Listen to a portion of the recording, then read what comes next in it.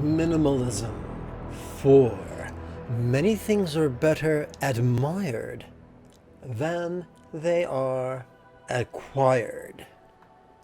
This is Lama Jigme Gyatso of the Buddha Joy Meditation School.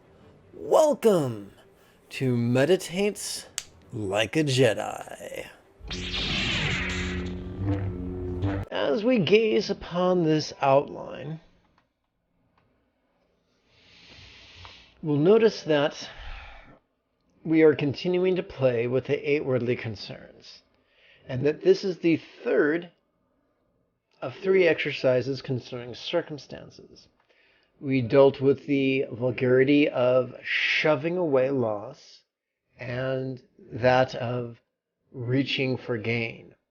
Now it's time to explore the subtlety of clinging on to our circumstance, regardless of whether it's pleasurable or painful or glorious or grotesque. This is not a character flaw. This subtle clinging is hardwired into every complex entity with a brainstem. So to rail against it is folly. To submit to it is suicide. The Buddha advises us to take the middle path, which is to notice it and to harness it, which is exactly what we're going to do right now. But first, a quick reminder that the recommended reading for this class is the blog that answers the question, what is the unborn? That can be found upon the downloads page, whose link in turn can be found in the description area below this video.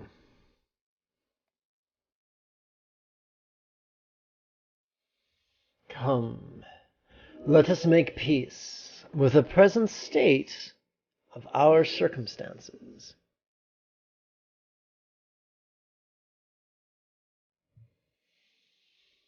We're going to wisely release our subtle clinging to circumstances, also known as our lot in life.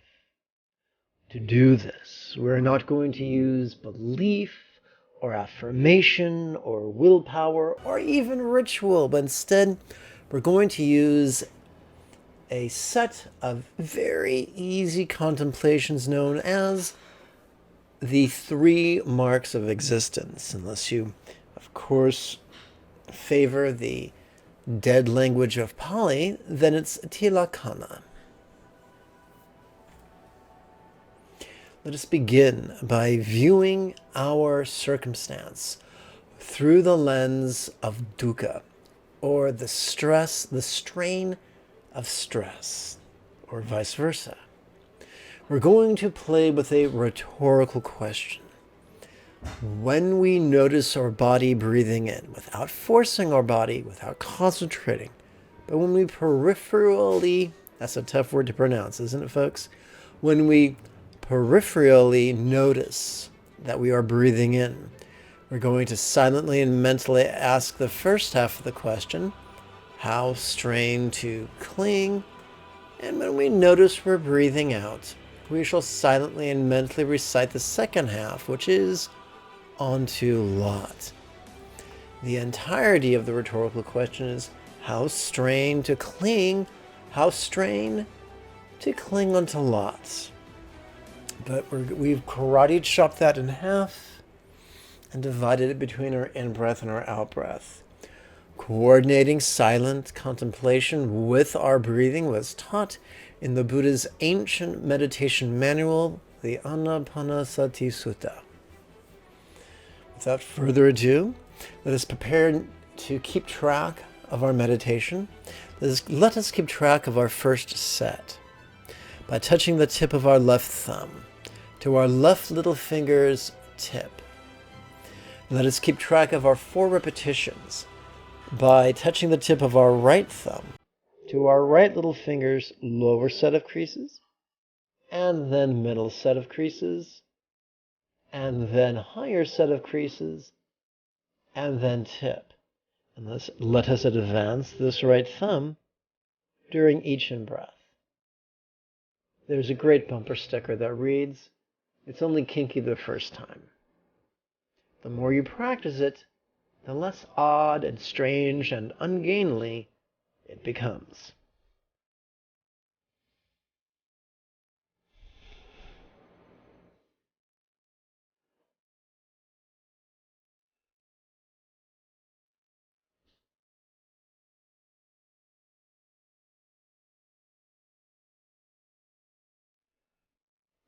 There is a delightful mechanism in every complex entity's brainstem that recognizes the scarcity of calories, and as such is averse to unnecessary strain. And when we notice that our clinging is a form of strain on a deep, deep, deep visceral level, part of us begins the process of letting go. If we're sitting upon a chair, head above shoulders, shoulders above tush, feet flat upon the floor. We now view our circumstance or our lot in life through the lens of anicca impermanence. We do not have to believe in impermanence. It is around us all the time, every day. Every sunrise ends in a sunset. Every hors d'oeuvre ends in a dessert. Let us prepare to count upon the 3 sets of creases and tip of our right ring finger. How could lots always change?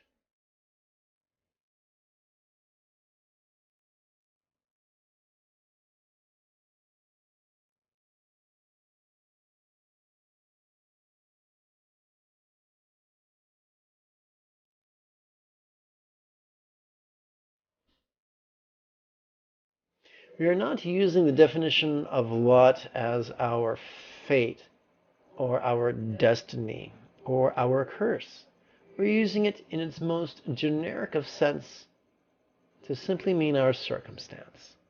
And circumstances always change. Let us prepare to count upon the 3 sets of creases and tip of our right middle finger. We're going to disrupt our habit of defining ourselves by our circumstance. This is known as anatta in Pali. How could lot not be me?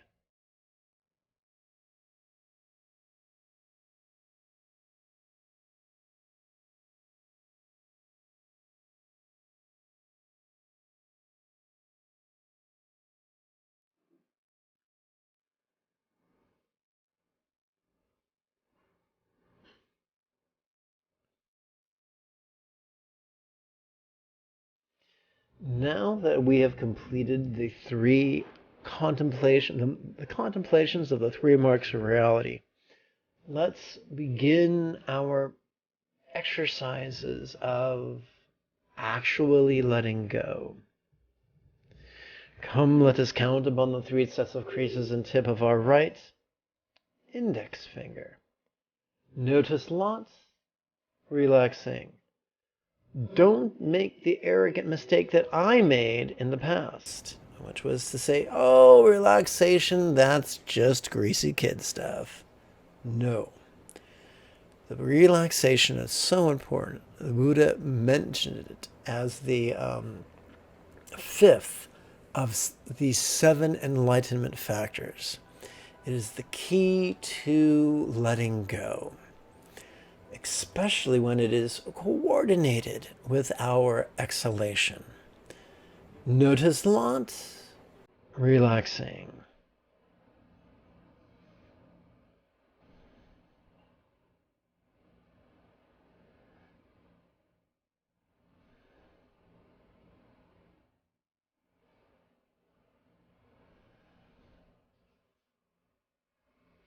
We're going to shift gears now from contemplation to meditation. So the first thing we're going to do is, since we're shifting sets, we're going to attach the tip of our left thumb to the tip of its left ring finger.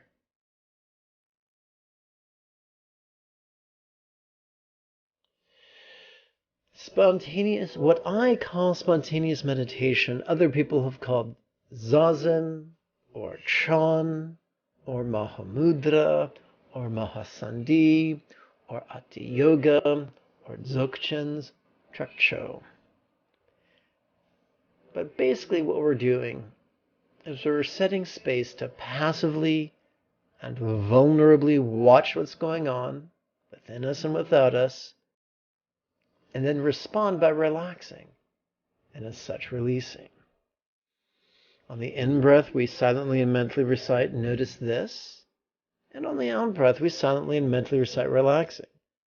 Clearly, this is remarkably similar to the last exercise, with one crucial difference. We've replaced the word "lot" with the deliciously vague pronoun "this." And it applies to whatever we experience, whether it is external or internal, past or present, or imagined, whether it is accurately perceived or inaccurately perceived, whether it is glorious or whether it is grotesque, whether it pertains to a sensation or a flavor or a scent or a sound or a sight, whether it is in reference to an emotion or intention or thought or memory or imagining. This is what separates the men from the boys and the women from the girls. Let's play with this right now. Let's exercise the vulnerability of surrender. We're going to perform this for 16 breaths. The first 4 breaths will be counted upon our right little finger.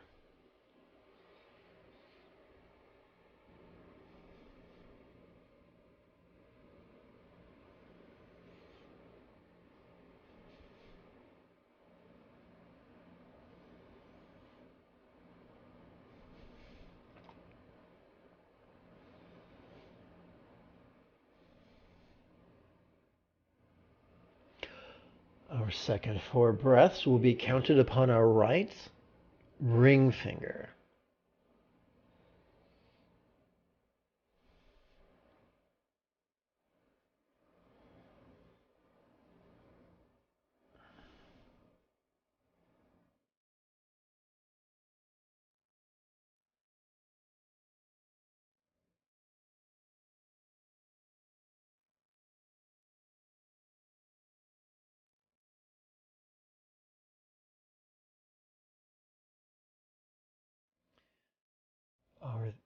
Our next 4 breaths will be counted upon our right middle finger.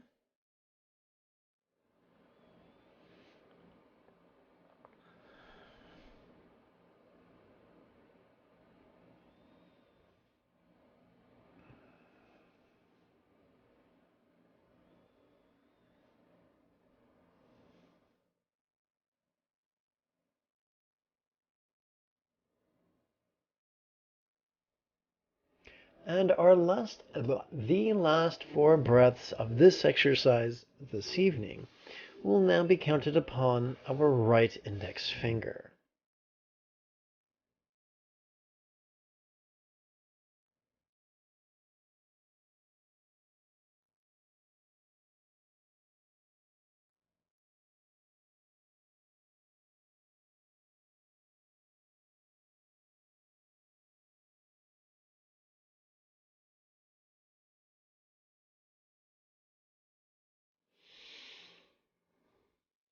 It's always nice to end a practice with a bit of the old love.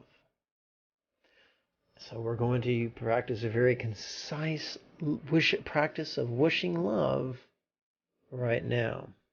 So wishing love is what the Buddha described as right aspiration, as opposed to practicing love, which the Buddha described as right speech and right behavior and right livelihood. Personally, I take great umbrage when people lie in the name of commerce.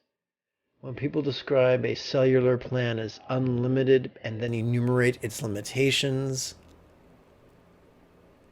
that screams of wrong livelihood. Playing deceptive and misleading games with language is not loving. So let us now slide the tip of our left thumb down the back of our left ring finger until it comes to rest upon the higher knuckle. Not the higher set of creases, but the higher knuckle. Yes, this is kind of weird, but if you play with it twice a day, every day for a week, it won't feel so odd. We're going to wish very good fortune for each circumstance. We're going to count 4 breaths upon our right little finger. Profound boon for each lot.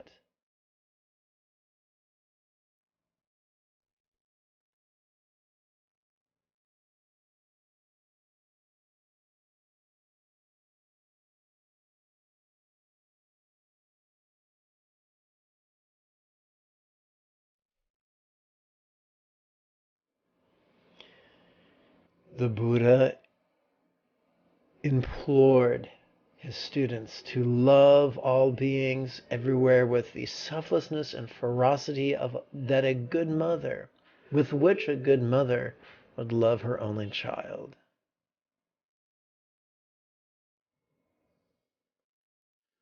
Let us now wish great health for each body of each being, which is especially poignant during pandemic. Let us count upon the 3 sets of creases and tip of our right ring finger.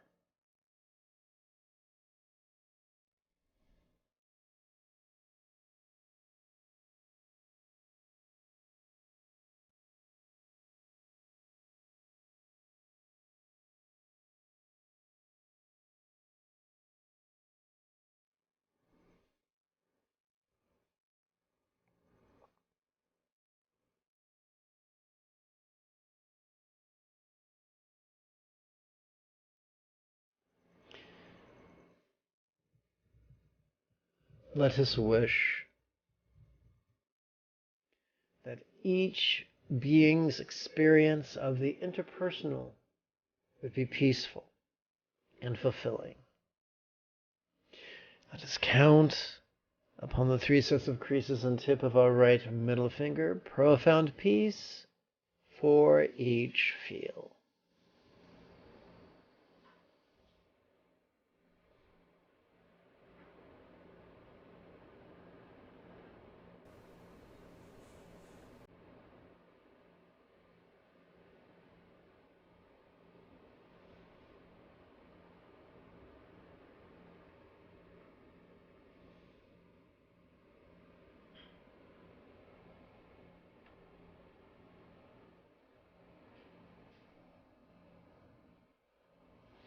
And let us conclude tonight's practice by wishing that each mind of each being be happy. Let us perform this exercise upon the 3 sets of creases and tip of our right index finger.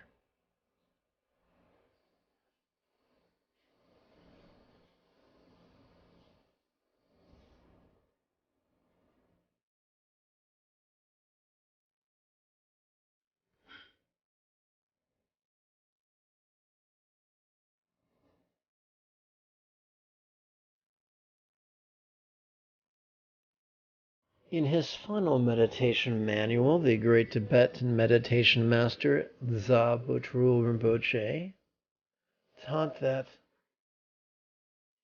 just as it is considered a measure of worldly success in a patriarchal society to marry one's daughter to a worthy groom, likewise, if we wish to be fulfilled as humans, we will marry our compassion to every sentient being.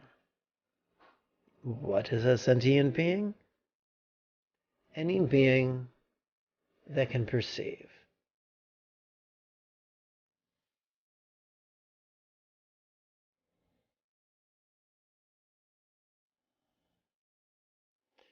Let us conclude tonight's live stream by me reading to you.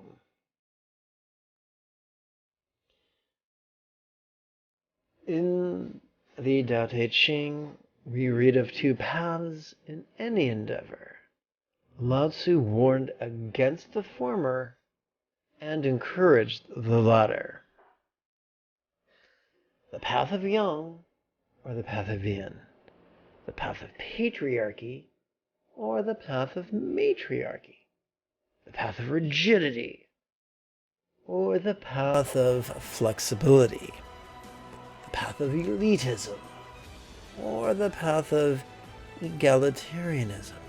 In other words, are we going to be like chimpanzees or are we going to be like bonobos or bonobos, depending on where you put the accent.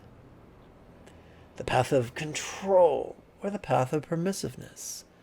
The path that craves certitude or the path that is comfortable with ambiguity.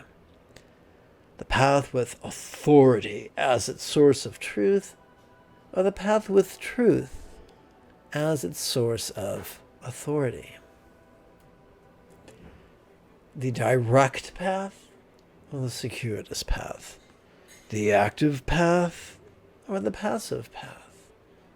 The path of competition or the path of cooperation.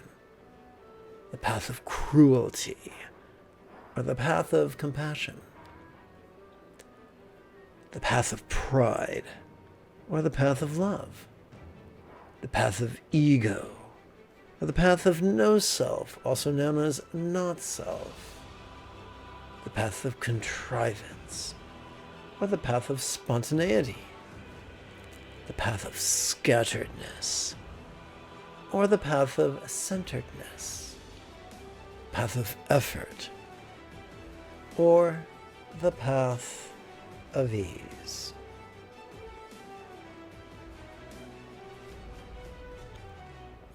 As you practice these exercises, questions will occur to you. If you're smart, what you will do with those questions is you will bring them to me, your teacher, either as a direct message on Instagram, or as a comment on YouTube, or as a chat at the beginning of tomorrow night's live stream. Remember, my ability to help you is directly proportional to the specificity of your question. And your question does not have to be verbose to be specific. Kind of a paradox, eh? My friends, if you have found value in these videos or live streams or podcasts or blog posts or class materials, numerous and each free to download, then please consider setting up a monthly donation by using the link in the description area below. If you cannot afford to donate even $1 a month, then you can support this channel for free by clicking the subscribe button, by clicking the bell-shaped notification button, by clicking the thumb-shaped like button, and by typing a comment, brief but germane. These things really help with the algorithm. I shall conclude this class by dispelling the myth of the greedy monk. For in the Tibetan tradition, neither monks, nor yogis, nor even lamas are supported by monasteries. Au contraire, they must pay for room and board and supplies, and to do that they gather to themselves patrons of their family and friends and students and strangers. And those who cannot draw to themselves a sufficient amount of patronage wander as homeless. My friends, I thank you for your time and your kind attention. Until next we speak, may you and yours be happy and healthy. And to that ends, mask it up, social distance, and wash your hands like a raccoon.